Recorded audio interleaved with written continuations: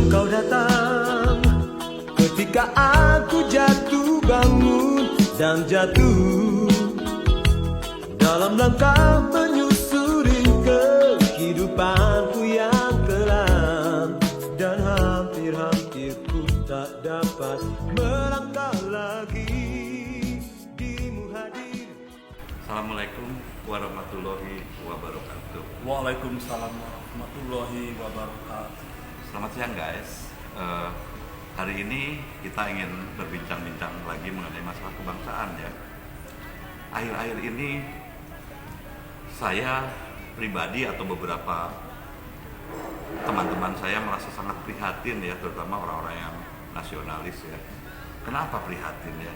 Karena ujaran kebencian, terus kemudian juga kerusakan moral itu malah sekarang ini sepertinya dibela ya oleh sebagian orang Indonesia ya. Saya sungguh-sungguh sangat khawatir dengan perubahan moralitas ini.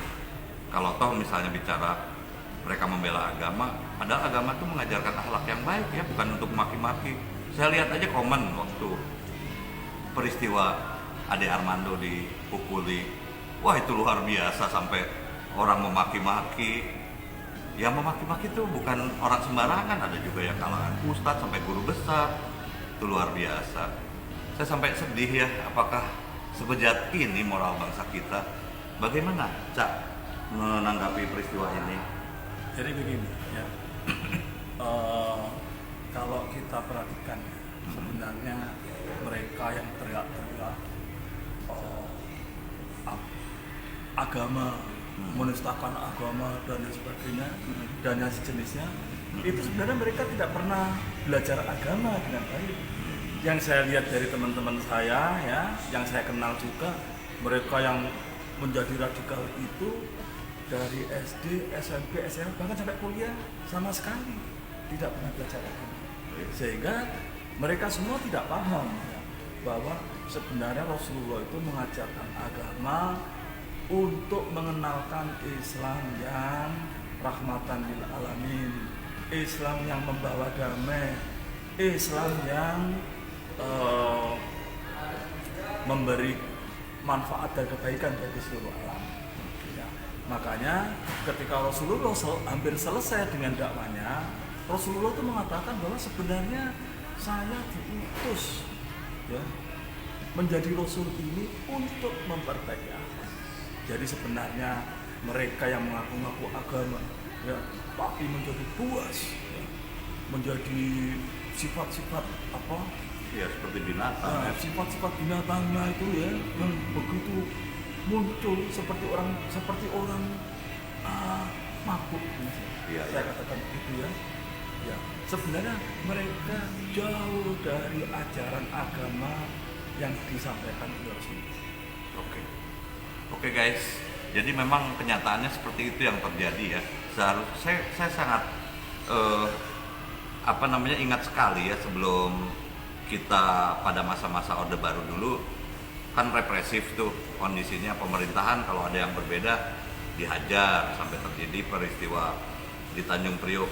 Karena memang kita sedang mengalah, pada saat itu kita nggak berani bersuara sama sekali, umat Islam pun dibungkam, ingat kan peristiwa Tanjung Priok ya. Nah tapi setelah reformasi ini mereka jadi seperti kehilangan kendali, dan ajaibnya mereka bersatu dengan orang-orang para penerus Orde Baru ini, malah yang melakukan kekerasan dengan Islam. Itu kan yang luar biasa rekayasa sosial yang ada di Indonesia ini. Gimana tuh Mas?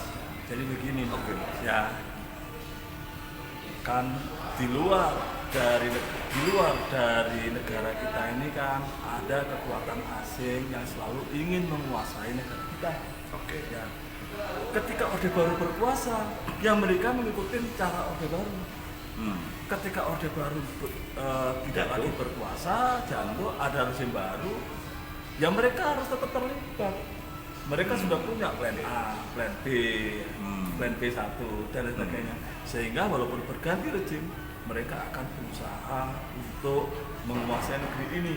Ya, mungkin kalau di zaman Orde Baru, awal-awal Orde Baru, kekuatan agama ini menjadi ancaman ya, tapi setelah orang Orde Baru selesai, agama yang kan muncul, Mas. Merasa saya sekarang bebas beragama. Kekuatan asing ini justru memanfaatkan kebebasan beragama ini untuk kepentingan mereka. Jadi agama menjadi rekayasa sosial. Mereka mampu merekayasa sosial ya dengan menggunakan agama untuk mencapai tujuan politik mereka menguasai negara. Oke guys, jadi memang kondisi kerusakan moral yang terjadi di Indonesia atau orang bela-bela agama tuh sebetulnya tidak ada yang dibela. Mereka hanya membela kepentingan asing. Ya saya beranikan diri untuk mengatakan demikian. Karena saya ingin negara ini waras ya, terus terang aja ya. Tidak ada. Karena kalau misalnya kita melihat Islam secara hakiki, Islam itu penuh dengan kedamaian. Harusnya ya, Islam itu membawa kesetaraan ya. Tidak ada gap sosial antara satu sisi dan sisi lain, seperti Ghazali dulu sebut sebagai satu bentuk sosialisme ya. Nah tapi sekarang yang terjadi adalah Islam yang benar tuh Islamnya HRS misalnya, Islam yang lain salah. Yang benar itu Islamnya AHY, yang lain salah, yang lain menistakan Islam. Itu yang terjadi adalah politisasi agama ya. Jadi itu terjadi karena kita tidak biasa berislam menggunakan ya, kita menutup kita itu tidak menjadi orang yang open minded. Iya, kita mudah sekali ya. Tidak bisa dikritik. Nah, jadi ada ustadz itu kan cuma menyampaikan satu ayat. Kalau kita begitu haram, begini haram, berargumentasi dan mereka langsung kita untuk kafir, syiah, PKI. Nah ini sehingga mematikan apa akal kita. Maka Rasulullah mengatakan ya bahwa beragama itu harus berakal. Bahkan kalau nggak berakal nggak perlu beragama loh Mas. Betul. Nggak perlu. Jangan paksa orang nggak berakal terus beragama, justru akan membuat dosa. Oke guys, sementara saya akhiri dulu, nanti kita lanjutkan. Assalamualaikum warahmatullahi wabarakatuh. Waalaikumsalam warahmatullahi Selamat wabarakatuh. menunaikan ibadah puasa.